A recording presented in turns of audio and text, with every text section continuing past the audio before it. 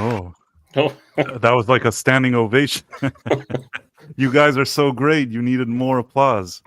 Hello, everybody. This is Quantum Leap Revisited, where we look at the classic Quantum Leap series and we enjoy it, celebrate it, go over these episodes, talk about them, talk about what we like about them, maybe sometimes what we didn't like about them. But it's a celebration of Quantum Leap, and I have a great panel with me today. As usual, I'm going to start off with Nick, the Back Yard Tardis. Nick, who is minister at his local church. He has his own locksmithing business and his own ranch. And I wouldn't have said this, but he said that he has goats, so I'm going to say it. I was waiting for the goats. Yeah, with goats. His own ranch with goats. Next, we have Script Doctor. You probably have seen him many times on Midnight's Edge, where he's usually there giving his industry analysis. He also has his own Patreon regarding, he teaches screenwriting, guides people in screenwriting, so he has that Patreon. He also has his own YouTube channel, which I highly recommend. And next we have Ro, veteran industry newsman, who is also, he understands a lot about the technical side of the business, of industry, of equipment, things like that, camera work. So he's our more technical cinematic guy. And then we have Sean, the real Sean Krummel, who is an artist. Oh, wait, before I forget, Ro has the Scarif Podcast, which is a great podcast. I was totally focusing on the broadcast news thing that I didn't plug that properly, but it is a great podcast and you should all check it out. They talk about Star Wars and a lot of other things. If you like Star Wars, especially good Star Wars, then there's a lot to enjoy there. Even if you don't like Star Wars and the stuff that's bad, I'm sure that's discussed there as well. But we like to focus on good here. Next, we have Sean Krummel, the artist. Sean has his own sticker collection that he's released these days. The link should be in the description here. And he has his own channel, The Real Sean Krummel, where he goes over old comics or does comic book reviews. He does a lot of work as an artist. He also does streaming here and there about pop culture, news, and things of that nature. How's everybody going? How's everybody doing these days? Doing good. good. Yeah. Happy to be here. Yeah, looking forward to it this week. Yeah, it's an interesting episode. It's the fourth one. We're going to be doing the fourth one this week, which is The Right Hand of God. It's it's basically third or fourth. It depends on how you want to look at it. Technically, the pilot was a two-parter, but it aired initially on one day. So technically, this would actually be the third episode. But for our sakes and purposes, when it comes to Quantum Leap and how the chronological orders in the episode guide is, I'll call it episode 4. So, how's Nick? Are you ready for our broadcast today? Oh yeah. I'm. All day long I've been swamped with work. I'm like, man, I gotta get this out because I want to make this stream. But yeah, I thoroughly enjoyed this one. It's interesting. I'm not Catholic, but I do have family that is. I got a couple of aunts that are nuns, and so I got a real kick out of this episode. Well, the fact that you're a minister yourself, and this sort of has, even if it's a little different, it's not even if you're not Catholic, it's still kind of interesting. I assume you had an additional angle when you were watching this episode than maybe some of us didn't. So while I was watching it, I thought that was kind of cool. Yeah, and very much so. Next, we have Script Doctor. How's it going, man? It's going great. I really enjoyed watching this episode. I had no idea that Barney Frank, former politician, was an actor playing an enforcer for the for betting and rigging boxing matches. That was him? No, it's just a guy that was almost identical looking to him. You never know. Sometimes you have on Law and Order. They used to have that guy that I can't remember his name, who was actually a politician, but he also played the DA. Mm-hmm. Sometimes you have yeah. strange things like that, and I'm kind of ashamed that I don't even remember the guy's name, and I feel like he may have even passed away in recent years. Yeah, there's another politician who was a character actor. He had kind of a southern drawl to him, a little bit balding. That's the guy. That's the guy yeah. on Law and Order. I can't remember his name, and I'm ashamed of it. But he had this kind of southern drawl, which was weird that he would be the DA of New York. But they're just like, we can get this guy, and people like him, so they put him there. Yep. Next, Ro, what did you think? Just a general feeling. You saw it. How'd you feel? This to me, it felt this was like the epitome of the Hallmark Channel themes, including the nuns and the money laundering schemes. I loved it. Awesome. Sean, how's it going? How'd you feel about the episode? It was good. It's actually kind of refreshing to see a show touch on the subject matter. I feel like it's been forever since I've seen anything like it. Well, I personally, I like this episode, but I do have some comments and things that I think throughout the episode we can talk about. We'll start doing the scene thing where we look at the scenes and start going over them. So first of all, the episode starts and it once again has not the final intro that we're all familiar with, but that, the title, I actually planned for the title to be here, but it disappeared. It's not the official title that we're all familiar with from Quantum Leap, or some of us are. It's still that early phase when they were trying to figure out. You had him narrating, and then you heard the theme song, but it's like Script said last time that maybe they didn't have a lot of footage at this point, so it really feels like they cobbled together something from the few episodes that they already had. And that part is it, that he talks about Al as his Tonto. Then we start, and that's where he leaped into. He leaped into a boxing match where he's seemingly getting clobbered, but then he does this kind of punch and the guy falls. Right? Yeah, takes a dive. And Sam is very slowly starting to put this together. Right. Because it's a surprising situation. I mean, that's what I liked about the original show, that they just put him in the middle of this fight, and it was clever because the guy's also taking a dive. Meanwhile, he's in the dressing room here, and this is his trainer, Gomez. And then the nuns show up, and they basically say that whoever had his contract, I guess, passed away and left them his contract. Mm-hmm. Side note is that nun, I recognized her from the Beverly Hillbillies. Wasn't she? She was like the rich or the uppity. She's the woman. bank assistant, right? Yes, she's the secretary to the bank assistant. Yeah. She's in a lot. She's actually the chick at the beginning of Cliffhanger that falls off the mountain, and she's in like the X-Files and stuff. Mm. Oh wow! Wait, the younger one, the younger nuns in Cliffhanger. Yeah, she's the girl that he takes up on the mountain, and then she ends up falling. She falls. That's such a classic scene. I don't know. Yeah. Yeah, but I always think of the Ace Ventura version with the raccoon. That's exactly, it was parodied. I feel like I think of the Ace Ventura one more than the real one. Yeah. But hey, the scene works even in that Cliffhanger movie. It does what it's supposed to do and moves the plot forward. So he's here, and basically they've inherited it. This part, I have to say that I didn't fully understand why they would inherit a boxer's contract. It feels like a gimmick that was probably used in another movie or television show at some point, because it does seem rather odd and out of place. Almost like they lost a bet, and that was their currency, maybe.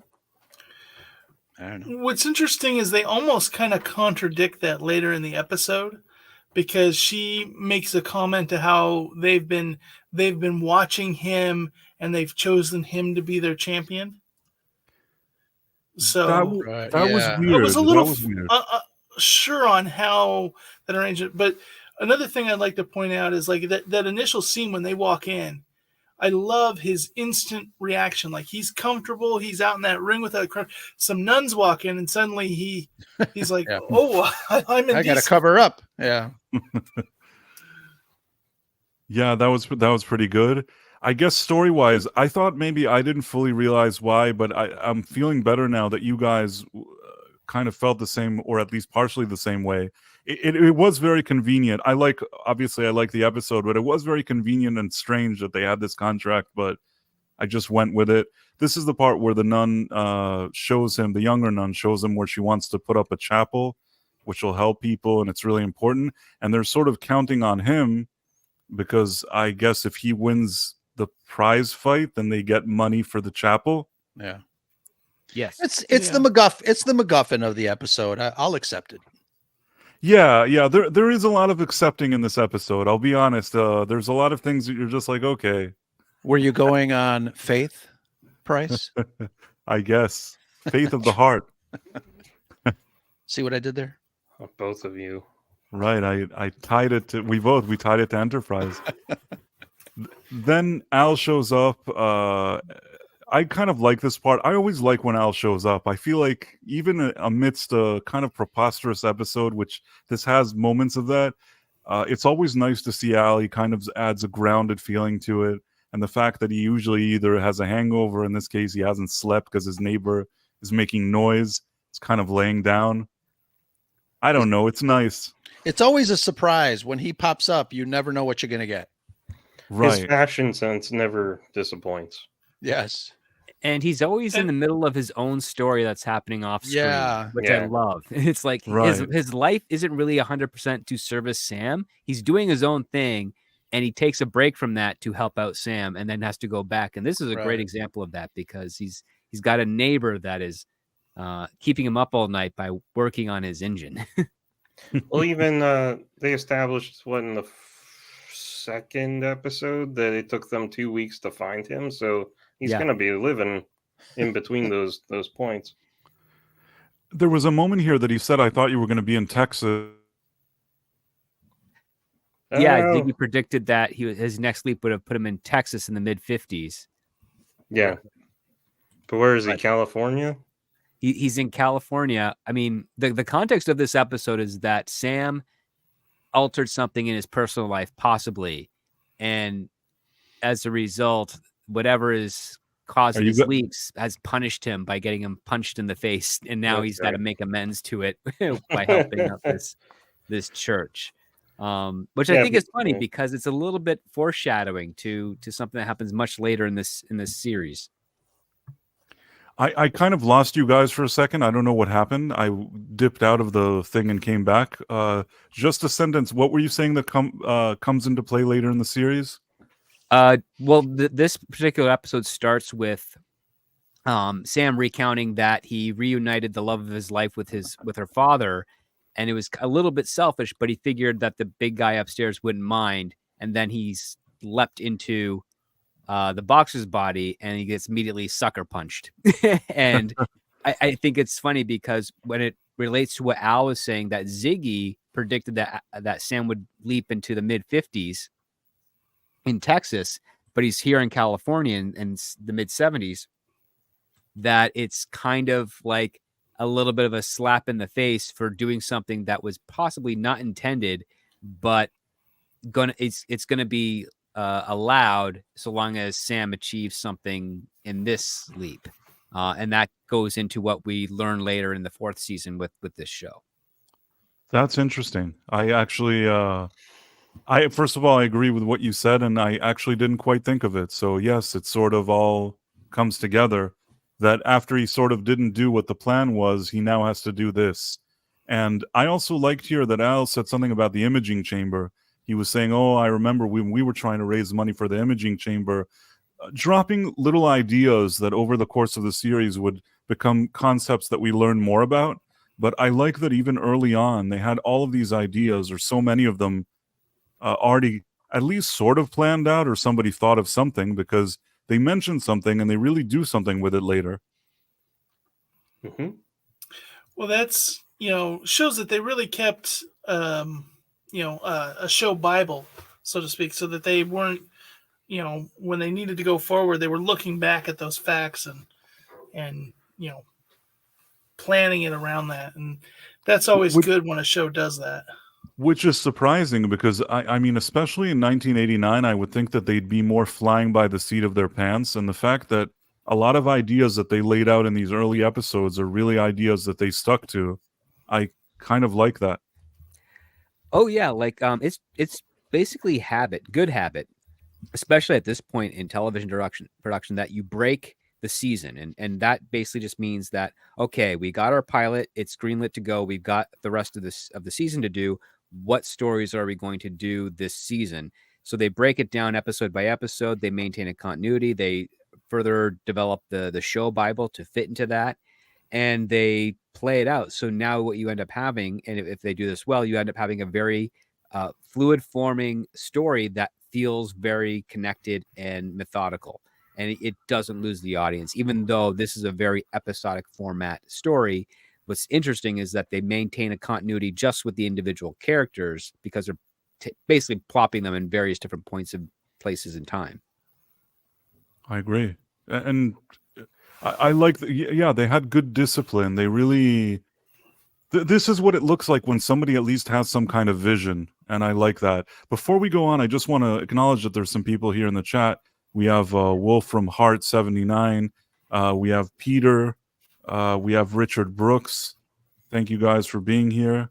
And let's continue with this. So at this point, Sam is approached by a car, and it's with those goons that they bring him in, and he didn't do what he was told because he probably didn't know what he was supposed to do, Sam. Right. So in the fight, he didn't play it the way he should have, correct? Yeah. Yeah, you're supposed to take him down earlier in that first round as opposed to kind of providing a show, essentially. Right. These goons crack me up. They have a very distinct Dukes of Hazzard tone to them, which I find amusing. Yes, yeah, they do. Like, these are guys of Boss Hogg. Right. Right. And I'll tell you the truth. I think that in later episodes, I don't remember seeing such kind of cartoonish characters as these guys. Maybe that's part of the show still trying to find the right tone and footing. Yeah. I feel like these guys were a little. Maybe somebody will remember some other comical ones down the road, but these ones seemed especially comical. Agree. So here they want him to. He says, "Oh, maybe I should retire," and they're like, "Maybe we'll shoot you in the foot," and then he's like, "Okay, maybe I won't retire." And basically they want him to continue to just do what they tell him to, take the dive whenever they need him to take the dive or whatever he needs them to do. He arrives home. This is his girlfriend, who seems very pleasant to me. Yeah, a topless go-go dancer with dreams of opening up a donut shop. I mean, That's sounds- ambition. After I watched the episode, I did a little research on her, and she. Of course you did. Really, I did. Yeah, research. Research, of course. Yeah, she turned into. I think she went full Hallmark channel religious programming acting. Oh, but Oh. I See, also I was hoping you were researched. going to say she became a nun. Almost. I saw a thing that showed she had done Playboy. I guess she was with Tony Danza for a while, and John Stamos John at the same Stamos. time. Supposedly, that was the big controversy Oh. there. That she was with John Stamos, and then Tony Danza walked in, or one or the other, and it was a misunderstanding. And she's like, well, "We were on a break." Yeah. Oh, man, who's the boss in that situation, huh? Right, exactly. Hey, yo. Are we all gonna oh, have to hey. get in a pun tonight?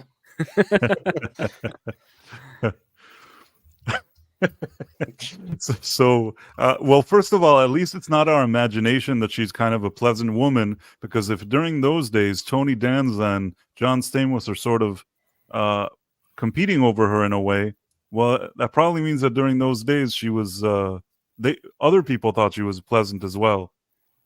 Oh, yes. Yeah.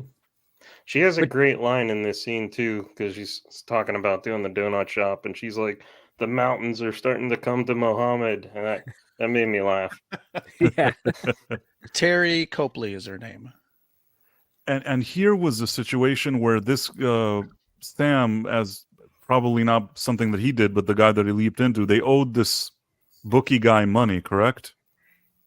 Yes. Apparently, Kid Cody has been trying to bet a little bit on the side to get to their money target goal a lot faster, and his bets have not been paying off. Apparently, I see. And this is Laszlo Holyfeld. I don't know if you guys know that character from Real Genius. It's like one of my favorite movies. Okay. I haven't watched that movie in a number of years, and somehow he's sort of fuzzy for me. Yeah, he's the guy who lives in the closet. He also played, I think, the uncle or whatever it was in Napoleon Dynamite. Oh, right. He had the long hair and he won all those prizes by figuring out the algorithm in Real Genius, right? Yeah.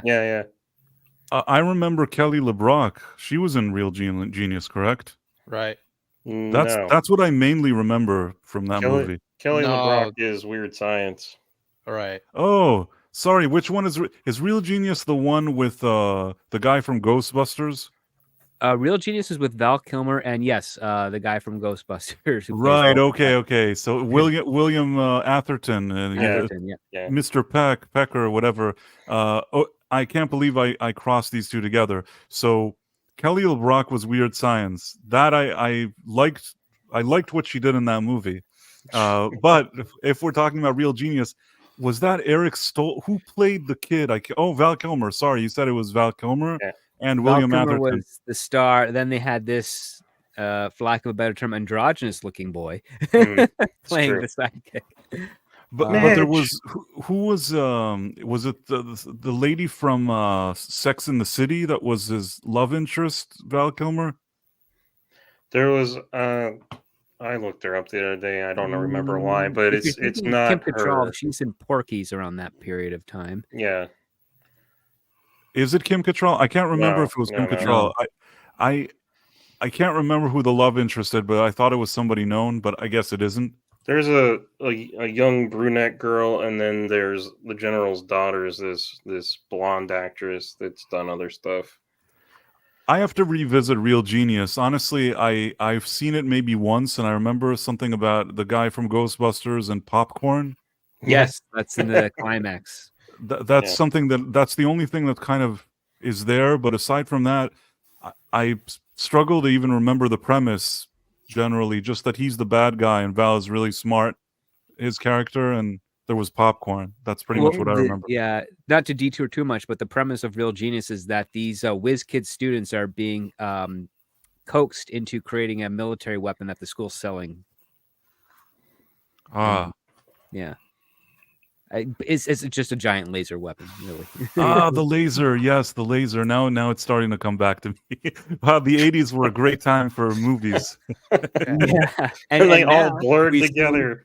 Now we see the guy from the closet has lost all of his money and he's become a bookie in Quantum Leap. Good segue back to it. Yeah, good. So now he needs the money, and then she ends up just throwing some money at him and closing the door. And then she comes back, and Sam wants to. This is another part that I was kind of fuzzy on. Why was he obligated to go live in the church? It was a contrived way to get him there because apparently part of the contract he has, they subsidize his rent, I guess. Right. And in order to save money, they wanted to move in there. But I'm like, but doesn't Dixie lives there well? So now she has to pay the other half of the rent on her own while he's on right. It just didn't feel necessary unless they said, like, we need you to win, so we want to supervise you, but constantly before game, show match time. And this is where they could have gotten into an interesting aspect of all the superstitions about boxing. Like, for instance, like no sex before a fight. Well, you're not going to be with your girlfriend for the next 2 weeks training because we want you to win this fight. So the best way to do that is to keep her at home and you come live with us at the church for the next 2 weeks. Yeah, I thought that I also thought that was the direction they should have gone in. It's not well explained, but it's okay. At least there's this part where he wants to go and she where is that part? You just passed it. This is him laying in the church. Oh no, I feel like I should have shown more from that scene, but in any case, there's a part where she sort of unrobes and then he seems to stick around. It's not really explained to us if he stuck around or not. It's kind of left up in the air. Yeah, He's I was walking wondering. fine afterwards. I think he's okay. Yeah, I he actually seems like- I wondered about the moral obligation Sam has during his leaves, just based on that one scene. I was like, does he not go through with having sex with her, or does he, or does he do it to remain as the character, or what's the There's- fuzzy moral there? Yeah, there's only officially 2 instances where he does get with the supposed love interest in this series. This technically is not one of them. This one is ambiguous. I remember Yeah. that there was one Asian lady who was sort of a telepath that could see him for who he really was. So Hmm. maybe in that case, he felt it was a good idea. There was also Abigail. There's Abigail, and then there's the reporter in Vietnam, the photojournalist in Vietnam. Those were the Yes, 2. yes. That was also that when it happens, it's sometimes uncharacteristic, but Hmm. I don't mind it when Yeah. when it happens. But they didn't do it many times. No. This is this kind of thing. Like they explored that in Stargate Universe with the body swapping stones. It just it gives a lot of gray area there, especially as we're just coming off of an episode where he was so focused on the love of his life, Right. to then the hint that he's His memory having is Swiss Kirk cheese. I journeys. mean, you can't blame him. He True. has some Swiss cheese memory. Now, speaking of Swiss cheese, like this episode, it definitely feels like a lot of effort was put in those first couple of episodes of building it up. And then you'll see this in a lot of shows where they'll kind of be low, where I think they had the general premise of this episode down and it was good, but it didn't get the extra revisions that would have been needed to make some of these things make sense. Now, I think him owing the bookie, that does make sense, because if the fight was fixed and he knew it was fixed, he probably would have bet that it would have happened as he said it would. And then when he didn't do it, that probably meant he owed a bunch of money that he had bet on himself. But like the going there and living with the nuns, like as you mentioned, it's where they wanted him. It's where the show needed him to kind of go, but it didn't. It wasn't as didn't go smooth as smoothly. it was the previous 3 episodes. Anytime he was going from one way to the other, it seemed more clear as to why he was doing it. In this case, I agree with you. It seemed a bit flimsy. Yeah. Maybe you can confirm script. I saw a thing. It was Gendy Tartakovsky talking about, I think, Samurai Jack, and he's like, when you do a television show, you have your A episodes, your B episodes, and your C episodes. And the A episodes you put all the effort into, and then the B episodes you halfway do it, because of time constraints and all of that. And it's just like, which episodes do you want to focus on the most? Does that seem accurate? It's a little bit. What usually it comes to is that you have a season budget. And so Mhm. some episodes will get more money than other episodes. This one was a very tight, limited location episode. So I'm guessing that it didn't have a lot of money, and that later on they're going to have some bigger episodes down the line. The previous episode, getting location permits on a college campus or any sort of area that looks like a college university is pretty expensive, even in the 80s.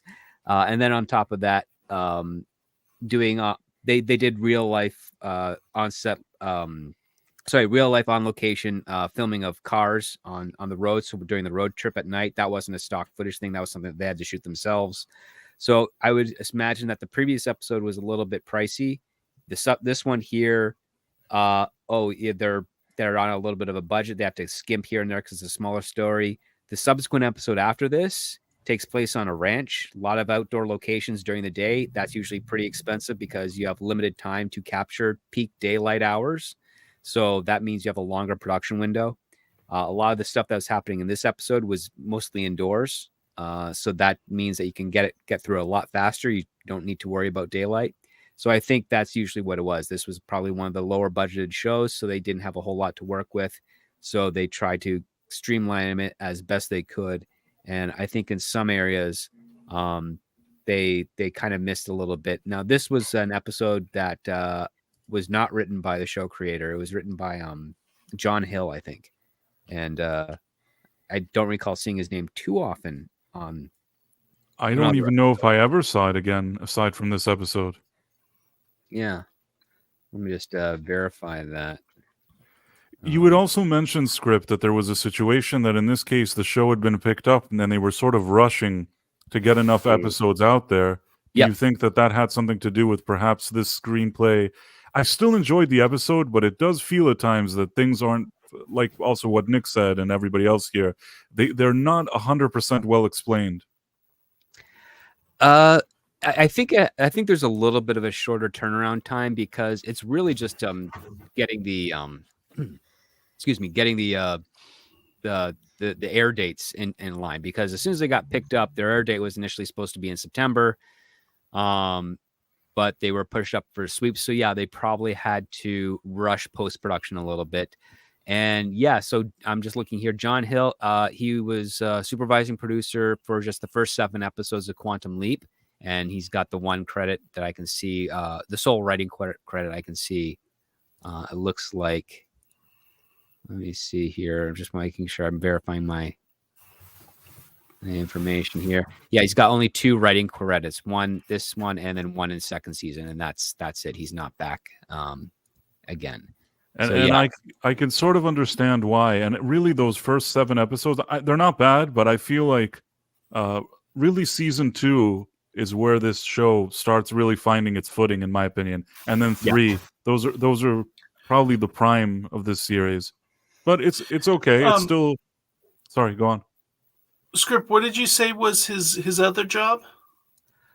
Oh, supervising producer. So some writers get a supervising producer credit, which allows them to just oversee production and basically oversee how the show is being developed. So he was probably in the room figuring out how the first season was going to be broken down, and he's possibly on set for a majority of all the episodes to make sure everything goes smoothly, keeping in line with what was planned in the actual development room. So that's kind of what he was for the first season. He didn't retain that position. As far as I know, he didn't retain that position for season 2, but he did get a writing credit for an episode in season 2. Oh. Well, some of season 2 was technically initially part of season 1 or something, wasn't it? Yes. Or am I? Oh, yeah. I think he did. Actually, I closed my window, but he did episode 11 in season 2, which would be probably episode 21 or 22 if it was a original season 1. So that would suggest that he was part of the entire thing, or it was an episode they did write for season 1, but they didn't produce until season 2, so he'd already left the show by that point. It's possible. That almost makes me think of the potential that he was there in another context, to help with the production and overseeing, and they could have been shorthanded, needed to crank these episodes out, and it's possible. Stepped up to that. In this scene, that kind of jumped quickly. Al was laying on the floor there next to him, and at this point he's at the church. I'm trying to remember what they were talking about here. Well, he was just staring at the ceiling, and you hear snoring start. Then he gradually rolls over and sees Al there. Yeah, sleeping in the imaging chamber. I like that element in the episode. I like what they did with him. It was cool. I was sure that I put a shot of him sleeping on the floor, but I guess I didn't, and I take responsibility for that. In the next scene, though, you see Al with him he's also telling him, I can train you, right? Al wants to train him, but he tells him, you can't train me, you're a hologram. So he basically is going to need the help of that Gomez guy.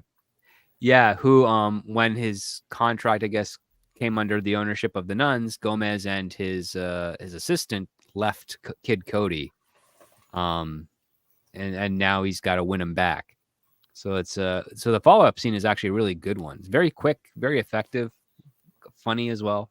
This is also a scene here where Al is. I thought this was interesting that Sam already left and Al was kind of still here in the dark, and he's kind of practicing his boxing moves. He also looks really disappointed too. Like, I don't know if they were like hinting at like tension between them, because he's basically saying, "I don't need you to, or you can't help me, so I'm gonna have to find someone else."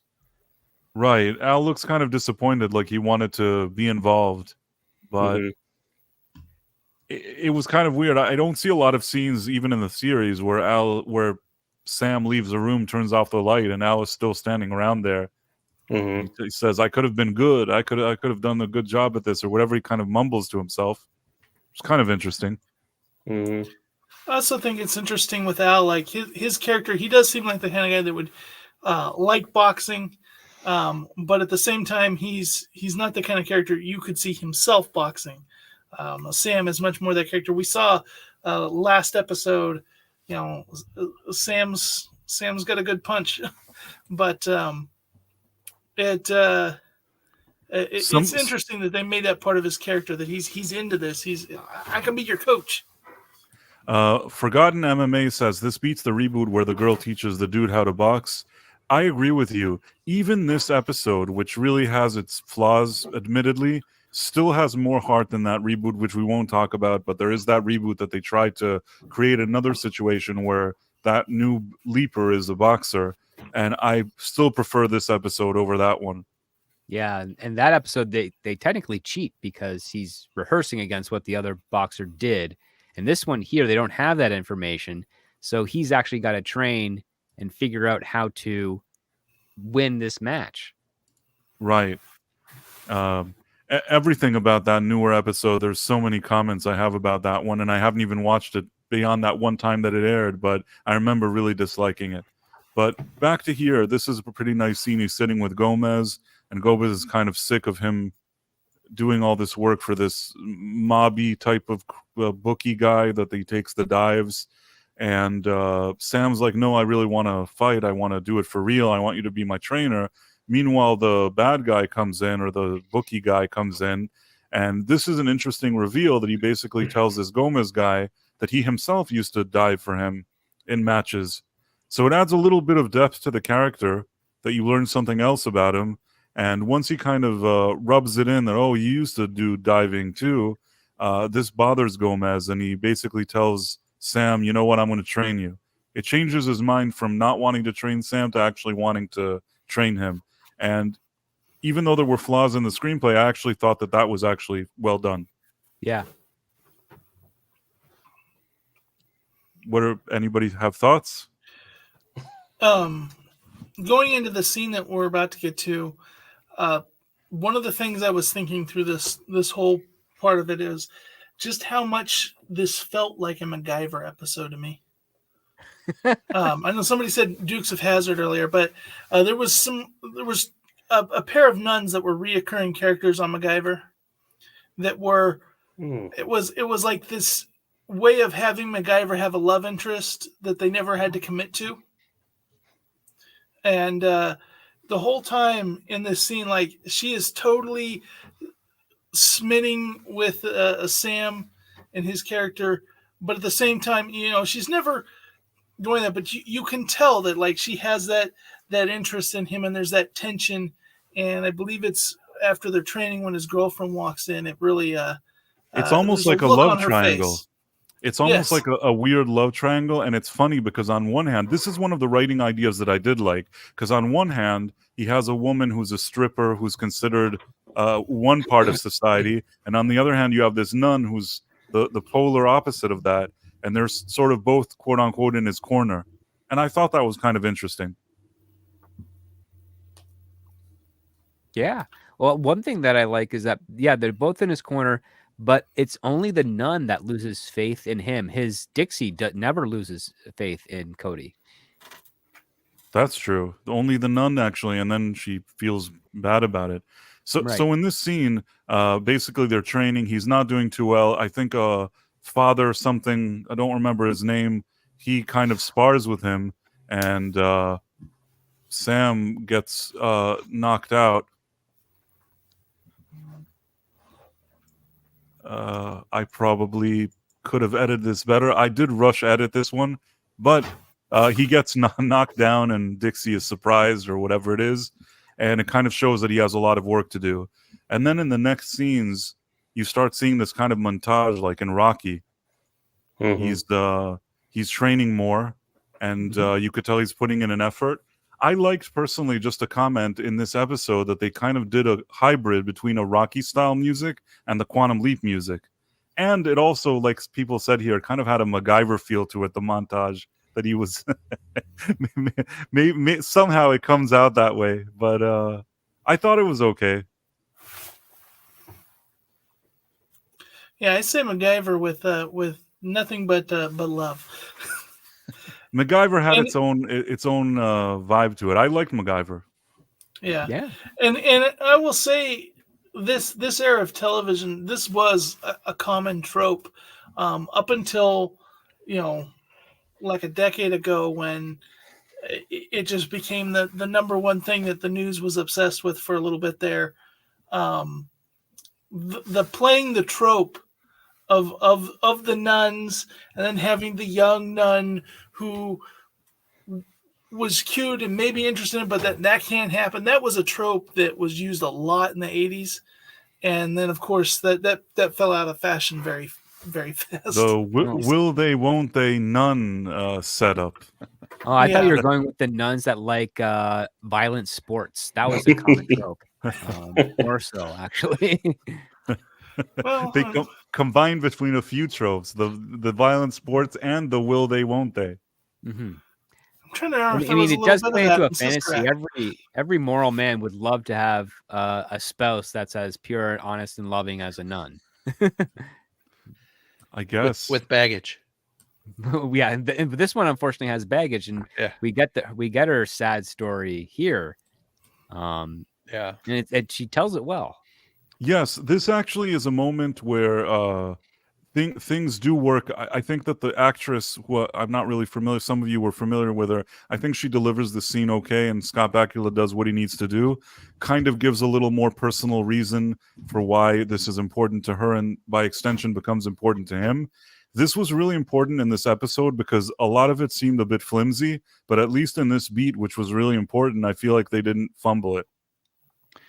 Just like Gomez, I think the script in this show in particular really kind of gave an opportunity, or at least tried to give all the characters a little background and flesh them out, to give them a little more humanity. Right. You had Dixie, who's kind of seen as a ditzy stripper lady, but there's more than meets the eye. Then you have this nun who has this story, and why you think at the beginning that she's just religious and maybe it's important to her, but then there's a personal story that her family was killed and that she had tough times, and she stayed with different relatives and even was kind of practically homeless or something like that. And it gives a whole lot of meaning and weight to what he needs to do. And Gomez also, that he kind of didn't want to train him.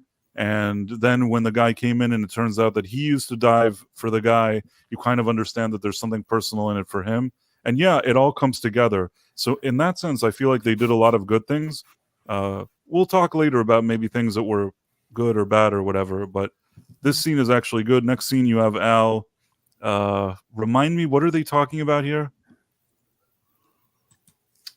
This is Al complaining more on his problem, but also complimenting him on his training. And then Sam says, "Well, why don't you record the noise and play it back during the day when you're not there?"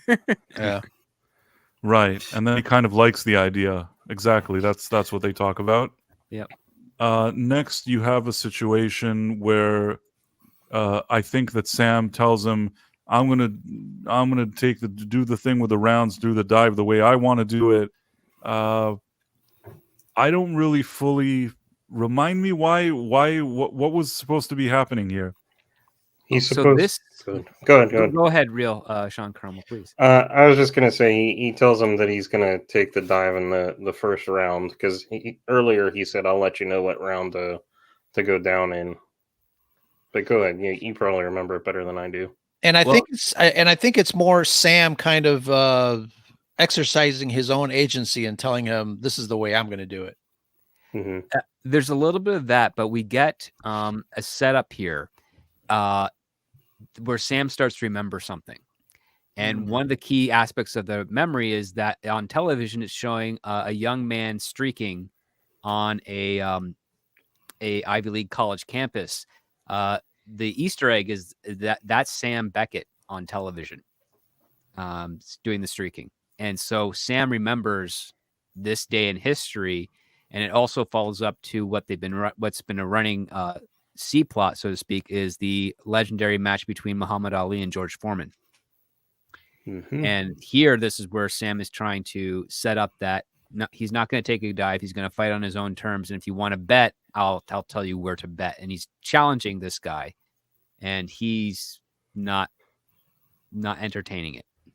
Right. But Sam has already figured out what he is going to do at this point. One additional little, call it an Easter egg or whatever you want to call it, is that they were also talking about Nixon, which it kind of ties to what we were seeing in the previous episode. So it was nice that they had a little Nixon thing that kind of ties it together to that Watergate thing. Yeah, Gerald Ford had just pardoned him, but he's still under investigation. Right. So, yeah, this is that scene. And yes, there's a streaker.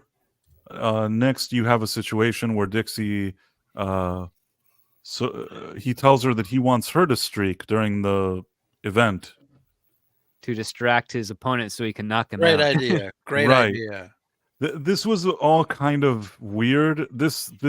I wasn't completely sold on this idea, and again, I feel like in later episodes, we saw less of this kind of thing. This made it more Dukes of Hazzard and not even MacGyver. This was more Dukes of Hazzard. Streaking. And I wonder if they MacGyver was more backwards wholesome. engineered. Yeah, and I wonder if they backwards engineered this plot line particularly to make her a stripper. So when Sam asks her to distract them, that this scene plays out okay because she does it anyways. Like if she was like I don't know, like a librarian, would this scene, Or a waitress. right? Or a waitress, or anything other than what she actually is in this particular episode. Well, it also Which- helps with her character. Sorry, Nick. Go ahead. No, you go ahead, Sean. She's talking about how he's only asking her because she's a stripper or practically a hooker, and he basically pep talks her and tells her that she's more than that. And Yeah. I don't know. I thought it was nice. It gave her character a little bit of an arc throughout being. And it solidifies Sam as a decent fella. Yeah. It continues. That arc for Sam as well kind of continues in this. Yes, Well, I and it's agree. also it's showing her picking up on the love triangle situation, because before we had the nun kind of give her, but she makes a comment about the fact that like he's supposed to take the dive. If he just takes the dive, she don't. Why is he asking her to do this? He's asking her to do this for the nuns, Mm-hmm. and the whole reason why, like he comes out with this brilliant plan at the end, but the big reason why he's it would be advantageous if he were to take the dive. The nuns aren't betting; they're not gambling. They just get the prize money if he wins.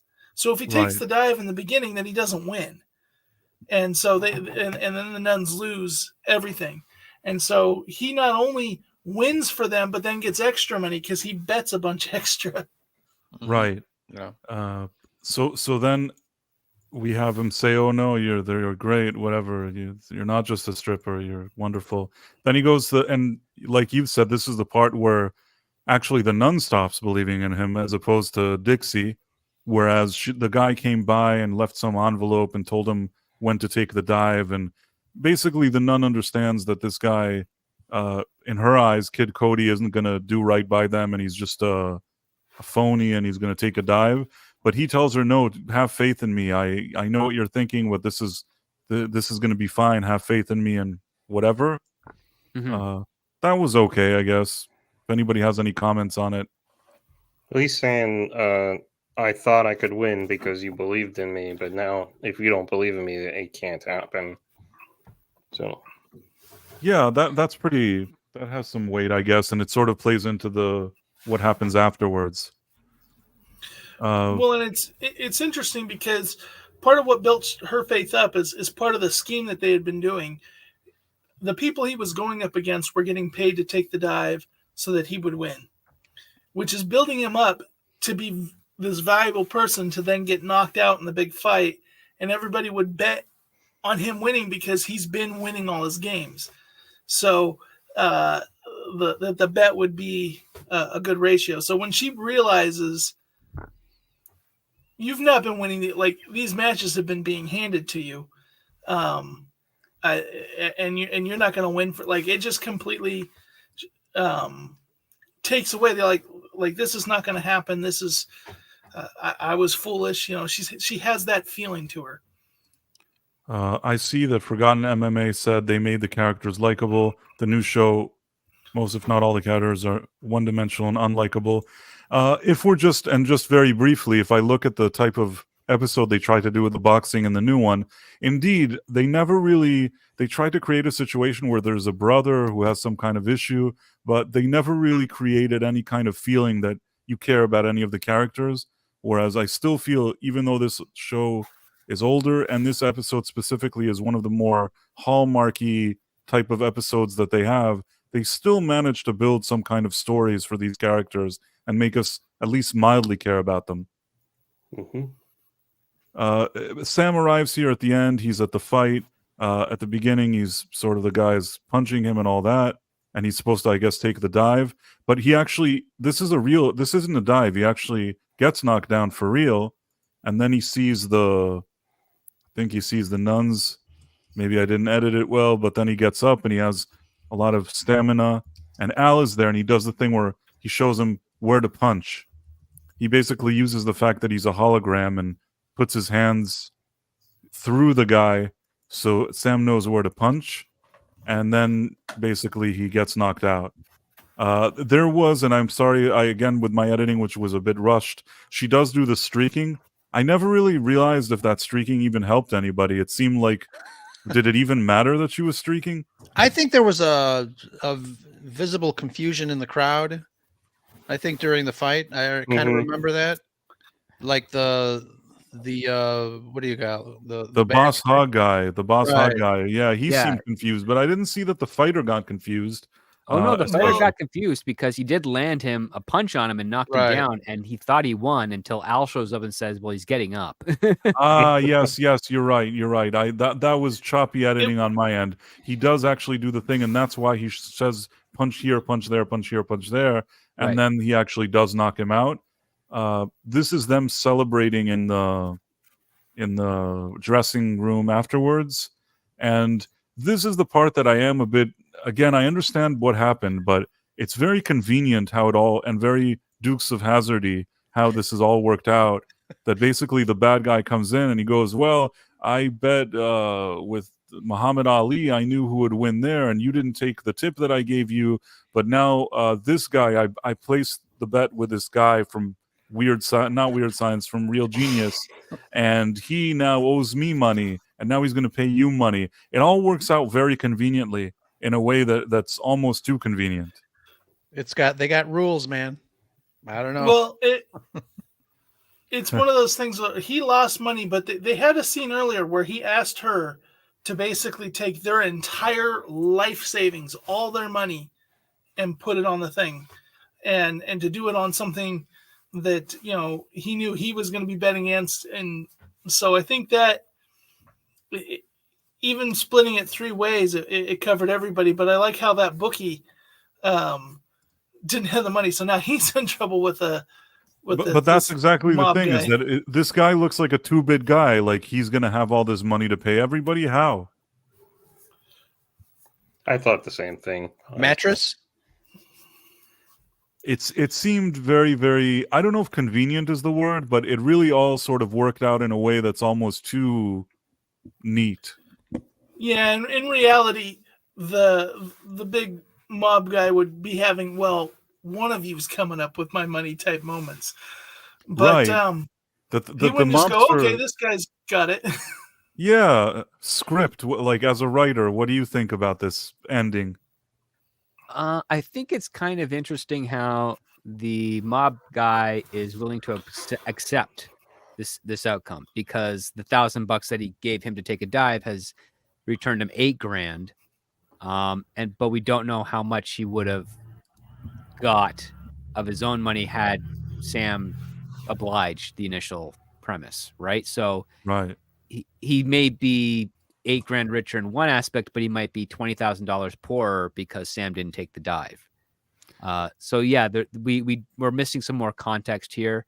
I do think it works for what the story needs to do, in the fact that, okay, Sam and Dixie get the $20,000 they need for their shop.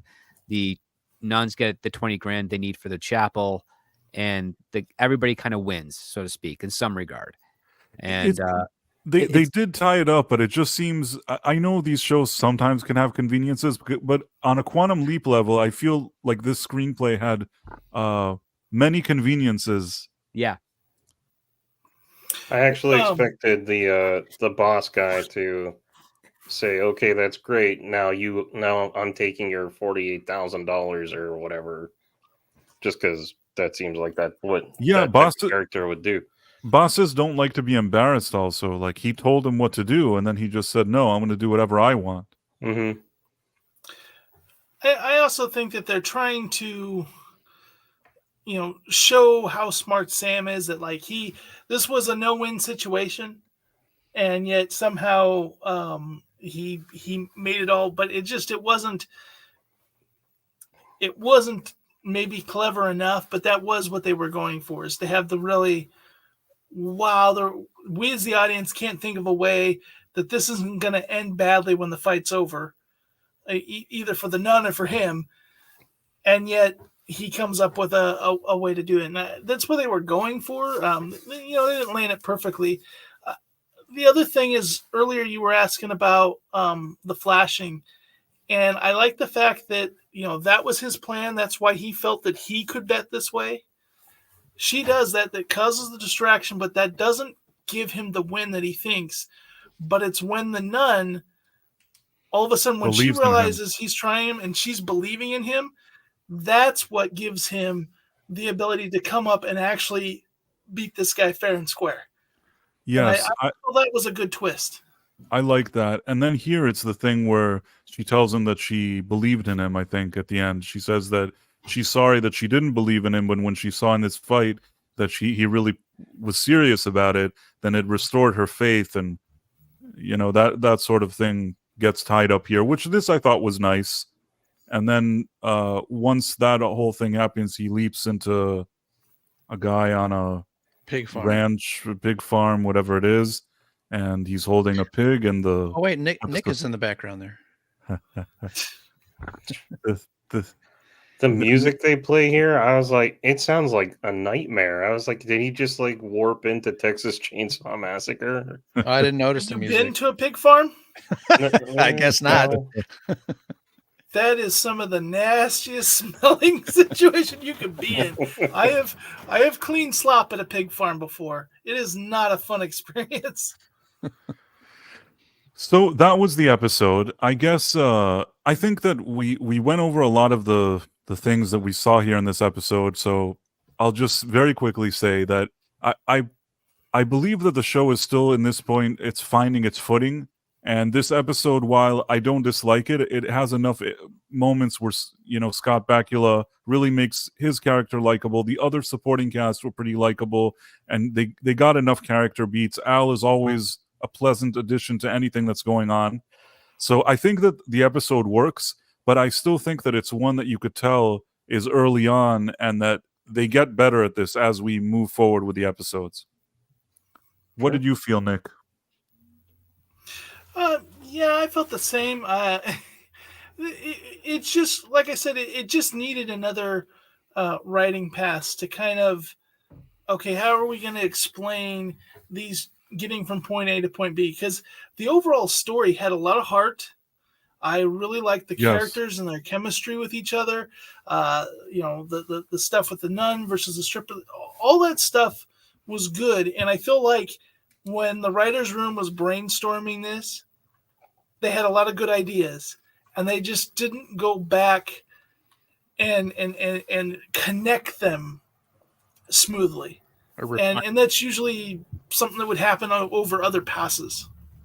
Script, how did you feel? I think given what they did, it's fairly solid. Yeah, it could have used some tweaking and some refinement, but the overall goal that was set out with this episode was achieved, and I thought it was done a lot better than you'd ever expect, actually. So yeah, I can't fault it for that. I think some of the stuff was clever. The character work is really what drew everybody in. I mean, Dixie makes one heck of a first impression, but aside from her beauty, she is an interesting character. She's a no nonsense type of lady, and she plays a little bit of the comedy that's required around her quite well. I mean, when she slams the door on that guy after threatening to break his nose, you hear him scream, "Oh my God, you broke my nose!" And then the next time we see him again, he's got a cut across the bridge of his nose because it's been reset. It's got a lot of positives going for it in this episode, but I think it did need a little bit more refinement here and there. But I still say it's not a thing that's going to turn people away. That's for sure. No, it's not bad by any means. I guess also me knowing how the show grows, then I can kind of tell that this is in the earlier stages. But I agree with you. At the end, whatever needs to work here works, and the characters are likable. And what both you and Nick said, maybe this is like a second draft instead of a third draft. It's not the first draft. They have the ideas here. It's not just random with nothing at all here. It just feels like they could have gone a little extra just to tie it up. Ro, how did you feel? Well, I'll echo a lot of everyone's points that have been said so far. I did think it was super corny and very convenient, but I think it was all worth it just for Dixie. She's quite pleasant. She is very pleasant. Sean, how did you feel? Honestly, just watching it, because I watched it this morning, I did not really pay any attention to any of the problems. I just enjoyed it. So, in hindsight, I'm like, oh yeah, there are problems, but I still found it charming. And maybe that's part of what I like about this show is that sometimes on a show, you have to have a lot of episodes in a season. Maybe it's like other people here said there was an A episode, a B episode, a C episode. But if you have a strong cast, whether it's your main leading people or even the supporting characters, and people bring a certain positive energy to the production, you somehow, it helps you overcome any kind of deficiencies that the screenplay may have. Mm-hmm. Well, and I think, because I may have came out sounding the most negative, but it's a feel-good episode. It's not, when you're watching something and you're having like major things that are bothering you about it, then you nitpick it. I was looking at it, and I think we all are kind of, when we're watching this for this, we're looking for the things to notice. But if you're just a person, with a family sitting on the TV in the evening watching this, you're not really noticing that or caring about that. It's a feel-good episode. The characters are likable, and that's something that I think a lot of new stuff are missing, is that they miss that, and then everybody gets online and they harp on these little details because the characters aren't likable. I want to just say hi to Marla Charandoff. Thanks for being here. And also, Richard Brooks says Dixie was full of personality, which is absolutely true. Then you have Forgotten MMA. As long as this show is entertaining, it's feel good and it entertains for 42 to 44 minutes, which is what you guys have been essentially saying as well. And I agree with it. At the end of the day, I liked what I saw here. And It's not an episode that I didn't enjoy. It's just that maybe I'm spoiled because I know in the future that they're even better at this. But when I kind of zoom out and look at the fact that this is their fourth episode, it's still really good, and it is in 1989 for that time. I think they did something that's still fun to watch today. There was one line towards the beginning that the nun said, where she's telling Sam, Cody, the boxer, that between you, me, and a couple of guardian angels, we're gonna make this happen. And I just thought that was a fun little nod towards the fact that Al and Sam aren't actually there, and they are kind of like guardian angels in this episode to them. Dean Stockwell's brother was in this episode, according to IMDb. Guy Stockwell, character named Jake Edwards. I don't remember him though. Neither do I. Which one was Jacob? Maybe he was the guy that sparred with him. Could be. I thought that was Arquette. I don't know. Yeah. Maybe Anyway. they just gave him a small cameo role, just Somewhere, just to be with his brother. right. Did the guy? How many goons did the bad guy have? 2? 2, yeah. It could have been Lagoon that doesn't say anything, Could be. but Or maybe they had a scene of Al's neighbor playing really loud music, and it's his brother, but they cut it. anything is possible. That would have been cool. I didn't catch it. What year was this boxing match supposed to be taking place in? In 74. 74. Okay. Because it's funny, the amount of money they needed. I was think thinking about that too. Yeah. in the 90s, I remember when one of my aunts retired, and they were hounding all the family up for her retirement cruise, and I think it cost more money than they than the boss got. So this looks like Guy Stockwell's actually the Boss Hog guy. Oh, really? Oh, That's really? Oh, what wow. I'm thinking. Oh, yeah. Pictures of you're him right. young and old. Yeah. Yeah. That's interesting. I see that we have people also watching on Rumble, so thanks for that. Just wanted to mention that. And yeah, I somehow that guy doesn't look like Al, so I didn't connect the dots, but I guess that he doesn't look like Dean Stockwell's brother at all. No. A little bit when he's young, but not 300 pounds and gray. Well, I think that we kind of went over this episode. Next week, which one? It's the one that how the test was won. That's the one where he is on that farm. ranch, pig farm, whatever it is. And that's a pretty interesting episode from what I remember. I have to rewatch it, but that's the next one we're going to be reviewing. I guess if anybody has any either final comment, does anybody have any final comments about the episode? I think we No. kind of went over it. Yeah, it's rather it was a charming episode. I agree. If not, I don't want to say if nothing else, but it had a very kind of positive feeling to it. It was feel good, and sometimes when you have a good cast and a feel good atmosphere and a story with heart, you can kind of overlook a few maybe things that aren't perfect. But generally speaking, it's a fun episode, and I'm looking forward to us going over the next one. Whoever will be available next week on the channel, we'll do the next one. Yeah, Put it man. on your calendar. So now I'll just go over Nick. He has 2 YouTube channels. He has the Back Yard Tardis, where he talks about pop culture stuff, in addition, and science fiction and things like that. In addition, he has Adventures in Locksmithing, which is him kind of on the job, taking breaks, telling us about experiences that he's going through throughout the day, which I personally, I like the other one. I always kind of get a kick out of the locksmithing ones because it's sort of unique, and I don't see a lot of people doing it, so kind of always like those stories. Next, we have Script Doctor. As I said, he has his own Patreon. He guides people in the journey of screenwriting. In addition to the shows that you may see him like on Midnight's Edge and his YouTube channel, do you have anything you want to specifically talk about or plug or anything?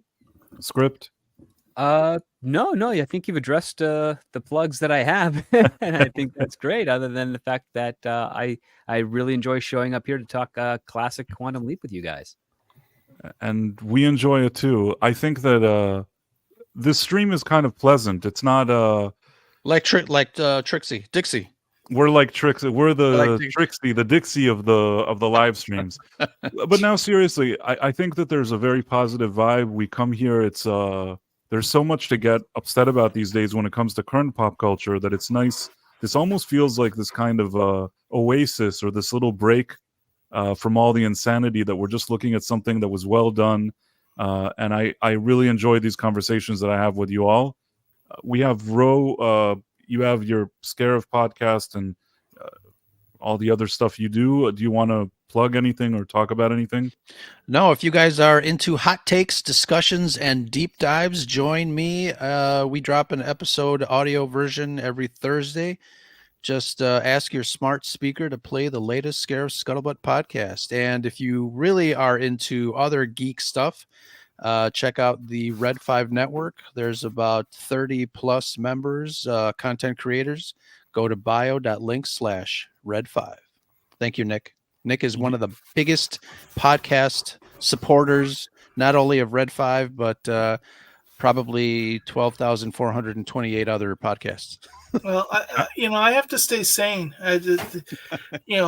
Sneak peek for my locksmithing channel. Today was eviction day. Okay. So I started out the first one evicting a 94-year-old woman. And I was like, oh man, I just feel scummy. I was like, oh, this is and then the next one, it was some 20-something-year-old, and they had clogged the toilet, so they just started going everywhere. And I was like, yeah, I feel so bad for this landlord. Like, get these people out of here. So is that stuff that like you go with the sheriff or something, right? You have to remove. Yes, that was people. with the sheriff. Well, not 94 years old. It does feel sad. I mean, the other one seems like just an idiot, but. Well, it's the 94-year-old. It was a lot. It was a situation where she really couldn't be living on her own, but the grandson had just put her there. She had memory issues, and he just decided to stop paying her rent. Oh, so he's really the bad guy in all of this. Yeah, but then I had the last job of the day.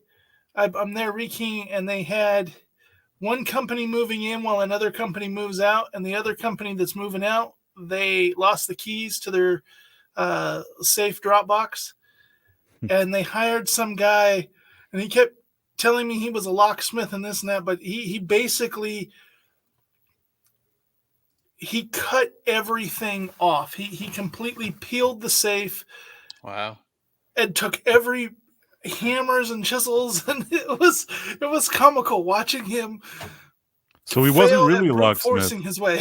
No, so he was like, so basically you're kind of a well-known locksmith in your area, and this was a phony locksmith. Yeah, he was a phony, and so he didn't know that I was a locksmith. I was asking questions. He's like, yeah, well, I tried my safe master key on it, but it didn't work. And I'm like, I'll make safe master keys. But it was just, it was funny watching him take power tools to this thing and failing to get it open. And I don't know what he charged them, but it took him. He'd been there for 3 hours before I got there, and I was there for an hour and a half rekeying the facility. So. And he was still going. Oh. Well, that in and of itself sounds like a movie. You go through with these weird experiences always. And like I said on your channel, I really like that when you're done with one of them, you go and you do these kind of videos in your car where you just, it's really live that moment. You could tell you it's still influencing you. And you kind of share what you just went through. So I like those. That's fresh. Sean, what do you have anything you're going on that you want to talk about? Anything on your channel, on your stickers, or whatever it is? Always adding stickers to the store. It's real Sean Krummel art.etsy.com. The channel, I'm currently working on a sketch video that will hopefully be done this weekend, and I'll probably transition the channel more from retro, silly comic reviews to being more art-based. And that's about it. Look me up on everywhere. I'm Sean Krummel. The art The stuff. real real Sean Sean Krummel. Krummel. I like your art stuff, not only the stickers, but also everything that you draw on your channel. I think it's good. And I think that focusing on that, I think will probably be good for you because, in my opinion, those are some of your best videos. But that's Thanks. my opinion. So I guess we're kind of wrapping it up. And thank you, everybody, for being here. The chat already left. Richard Brooks, Marla, Charndoff, Forgotten MMA, The Wolf from Heart. We had Peter here earlier, and also some people on Rumble. That one, it's hard for me sometimes to bring up the chat there, but I saw that some people were watching there. And thank you. This is a show that we get some good people live. I also see that actually there's a nice amount of people that later watch it throughout the week. And I guess that's also what's nice about this thing that we do is that if somebody suddenly watches an episode and then pulls up this conversation we just had about it, they can enjoy that. They can enjoy that any time. Hopefully enjoy it. So thank you all for being here, guys, and whether it's the panel or the people in the chat, thank you, everybody. Marla says you pronounce my name perfectly. Of course. How else would I pronounce it? And you all have a great evening. Oh, there's the outro song. We got right. Stick around, chat. Can't miss this one. This is the outro song. I'm like, could probably be better in the technical. Okay, we're doing it. I'm such an awesome guy. I make so many videos. And my friends are awesome too. They make so many videos. I'm such an awesome guy. I make so many videos. Now we are an awesome group making live streams for you. I'm such an awesome guy. I make so many videos. Thank you all for tuning in today. Yeah. I'm such an awesome guy. I make so many videos. Awesome guy making videos.